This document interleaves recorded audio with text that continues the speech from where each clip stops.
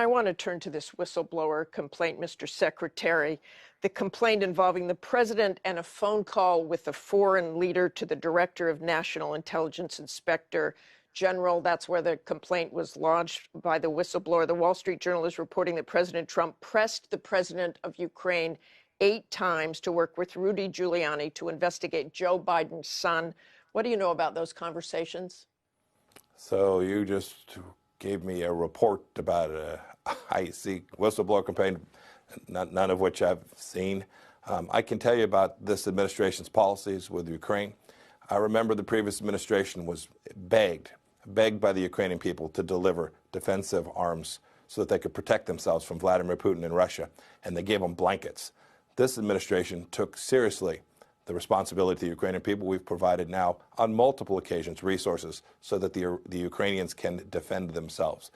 We've worked on that. We're working. We'll see President Zelensky this week. We want a good relationship with the Ukrainian people. Let me read something. We want them to have freedom and independence. But Martha, you say you know nothing about this, but let me ask you this question. The Ukrainian presidential readout of the conversation said they discussed, quote, investigation of corruption cases which inhibited the interaction between Ukraine and the USA. The president tweeted Saturday, it was a perfectly fine and respectful conversation. Do you think it's, quote, perfectly fine to ask a foreign leader to investigate a political opponent?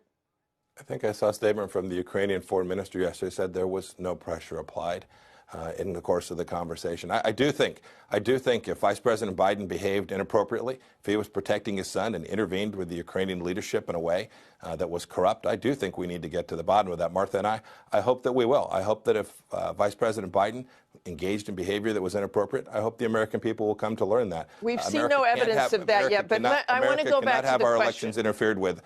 America cannot have our elections interfered with. And if that's what took place there, if there was that kind of activity engaged in by Vice President Biden, we need to know. There's no evidence of that yet, but if the conversation was perfectly fine, as President Trump said, why not release the transcript or a portion to the public? The White House will have to explain. They're loath, you know, Martha. We don't release transcripts very often. It's the rare case. Those are private conversations between world leaders, and it wouldn't be appropriate to do so except in the most extreme circumstances.